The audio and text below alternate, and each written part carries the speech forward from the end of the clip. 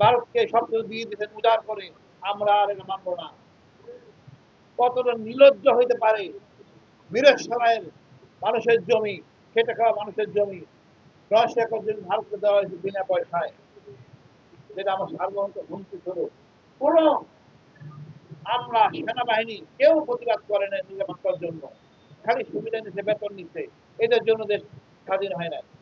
দেশ স্বাধীন করছে আম জনতা, এই বিপ্লব করছে আম জনতা, এদের কোনো মূল্যায়ন হয় নাই।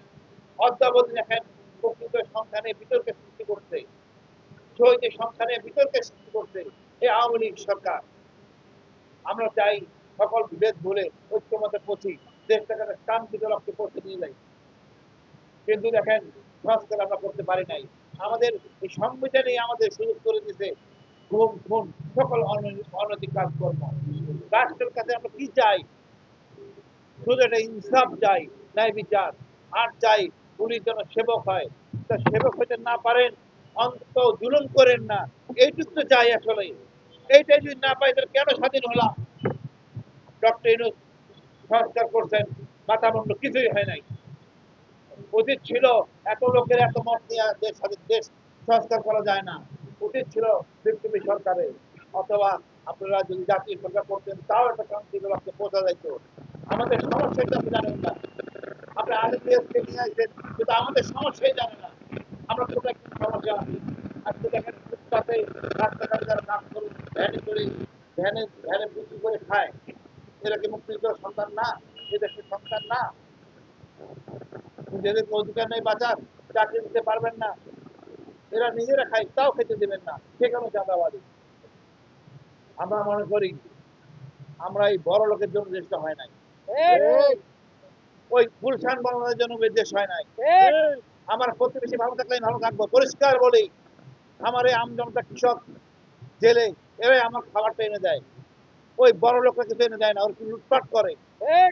আমাদের লোকরা জমি বেচে, গরু বেচে, বউ বাচ্চা রেখে বিদেশে গেছে, ওখান থেকে টাকা পাঠায়। এই টাকা দিয়ে দেশ চলে, এই টাকা দিয়ে বাজার হয়, আমাদের বাজেট হয়। কিন্তু দুঃখের বিষয় এই টাকাটা লুটপাট করে ভারতে পাঠায় যায়। ডক্টর ইউনূস যদি একটা কঠিন আইন করতে পারতেন, টাকা পাচারকারী মৃত্যুদণ্ড, তাহলেও খুশি হইতাম। এই টাকা পাচার মনে করেন আমাদের গর্বের বাবা, এর হাত কাটতে অসুবিধা কোথায়? আমরা সবাই খুশি হবো।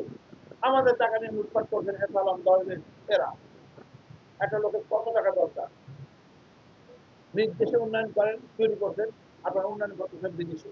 আমরা এই জন্য বিদেশকে তারাই নাই, আপনাদেরকেও তারাইতে হবে। ডক্টর ইউনূসকে বলবো, আপনি যে অবস্থা করছেন দেশের, অর্থাৎ শৃঙ্খলা বাহিনীর যা অবস্থা, আপনি বুড়া বুড়া লোক নিয়ে সব বসে রয়েছেন, সরকারি ছাত্র নিয়ে বসাইতেন, আপনি দেখতেন কি উন্নয়ন হইত। চিন্তা করেন নাই। আপনি ক্ষতিগ্রস্তদের নিয়ে দেখেন তার দাম তো কেন ক্ষতিগ্রস্ত, আপনি তা করেন নাই। সব ঘুরা ঘুরা প্যাম্পাস করে অফিস করে এদেরকে নিয়ে দান করেছেন ওখানে।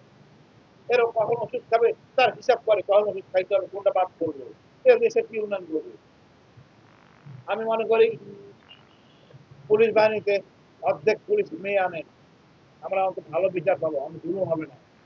পুলিশ যে এলাকার পুলিশ সেই এলাকায় রাখেন, সব এলাকার লোকদের চিনে, জুলুম করবে না। এটা সহজ সমীকরণ। জামাত বিএনপি আওয়ামী লীগ সবাই মিলেই থাকবো আমরা একসাথে, তারপরে ফেলে দিতে পারবো না। কেউ যদি ভুল করে ক্ষমা চায়, রাষ্ট্রীয় আইনে বিচার হওয়ার পর আমরা একসাথে থাকবো। আমি মনে করি আমরা অনেক কিছুর পর একটা সমীকরণে আসি। ডক্টর ইউনূসকে বলবো আপনি বিপ্লবী সরকার গঠন করেন, পরে 3 মাসের মধ্যে সমস্যা সমাধান করেন। আপনি তো আমাদের সংবিধান ওই এসির কমিশন একটু হবে না, সংবিধান জনগণের, তারা নন এসিড থাকে, একটা সত্যতা থাকে, সেটা আপনি 14 দিনের মধ্যে লেখেন। 7 দিন টাইমের মধ্যে সংবিধান লেখা সম্ভব, কিন্তু আপনারা সেটা চান না। খাওয়া দাওয়া করবেন, ফুর্তি করবেন, হ্যাঁ হ্যালো হাই হ্যালো করবেন। ওই শহীদ মিনারে বসে এই ছাত্ররা লিখে দেবে সংবিধান। এই সংবিধান আমাদের দেশের সংবিধান, জনগণের সংবিধান। কিন্তু আপনারা ব্যর্থ হয়েছেন। অনুগ্রহপূর্বক দেশের এই যে মানে যেভাবে হাতি মারা গেল, এরপর আবার বক্সের ঘুরলো, আরো অনেক অসংখ্য ঘটনা ঘটবে, এটা কাম্য না। তাই আমি বলবো আপনারা এমন নির্বাচন দিবেন না জনগণকে ডাই না ভোট কেন্দ্রে মারবেন। আমরা ভোট কেন্দ্রে মরতে চাই না। আপনি 42,000 ভোট, কয়জন পুলিশ আপনারা আছে, কিভাবে নিরাপত্তা দিবেন? আপনি দরকার 4 দিনের 4টা দিবসে নির্বাচন করেন, অন্তত 4 জন নির্বাচন করবেন পারবে। আমি আস্থা পাবো, আমি ভোট করতে গেলে মানো যাবো না। কিন্তু এরকম ফাইজলামি করার কোনো কারণ নাই। 12 কোটি ভোটার, 12,70,00,000 ভোটার, আপনি করতেছেন দুষ্টামি। আমাদের ভোট কেন্দ্রে নিবেন, কিন্তু মানা যাবে, তারপরে ঘোষণা করে দেবেন। এই জন্য আপনাকে আনা হয় না। যে দল আগামীতে আসবেন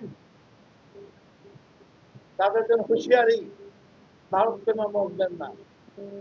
ভারত বলে কোনো জিনিস দেশে চলবে না, ভারতের পণ্য চলবে না, ভারতের কোনো কথাই দেশে চলবে না, সোজা কথা। আমরা অনেক সহ্য করতে, আর করব না।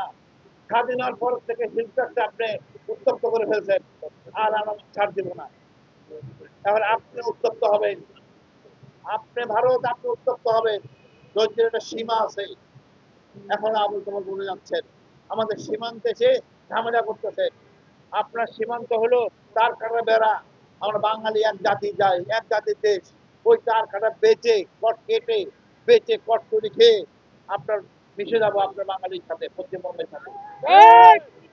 আপনার ওই বিএসএ হবে ছিটমহল, দেখবেন বিপদ কারে বলে। আপনি পশ্চিমবঙ্গের সাথে ফাইজলামি করতেছেন, আমরা এক জাতের। বলি সময় আছে, সংশোধন করুন, জনগণের পাস বুঝুন। আমরা এই ভারতের এই আচরণ সহ্য করব না, দিল্লির আচরণ সহ্য করব না। আমি মনে করি এখনো সময় আছে, ভদ্র আচরণ করুন, কোনো দেশ মনে করবেন না, এটা এক জাতির দেশ। আমরা আপনাদের দোয়ায়, সবার দোয়া এই আমরা একটা মোটামুটি একটা আহ্বায়ক কমিটি করেছি, যার যুগ্ম আহ্বায়ক হলেন জিও খোদা, সদস্য সচিব খোদামের মেয়াদি, সদস্য সচিব হাসান রানা, আব্দুল মতিন, মোহাম্মদ রতন, মোহাম্মদ জিয়াউল ইসলাম, মোহাম্মদ মতিউর রহমান, মোহাম্মদ শহীদুল ইসলাম, মোহাম্মদ শাহ, এইচ এম মঞ্জিল, মোহাম্মদ সাকওয়াত হোসেন ভুইয়া, মোহাম্মদ শাহজাহান সম্রাট, মোহাম্মদ তুহিন ফারাবি, ফাহিম ফারাবি, ফাহিম ফারুকি, ইসরাইল ফারাবি, নাজমুল হক, সাকওয়াত হোসেন, মোহাম্মদ নাবিল, দেওয়ান রফিকুল ইসলাম। আমাদের উপদেষ্টার মধ্যে আছেন ব্রিগেডিয়ার জিয়া, প্রধান উপদেষ্টা আছেন ফেদুল আজিজ,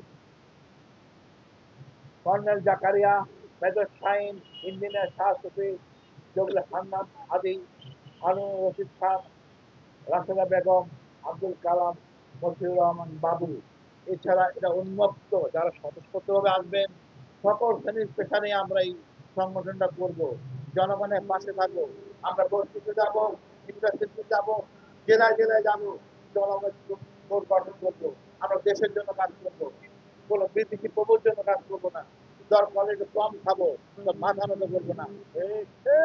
আজকে আমরা সবাইকে নিয়ে একটা আয়োজন করতে পারছি বলে আমি আপনাদের শুকরিয়া আদায় করছি মহান আল্লাহর কাছে।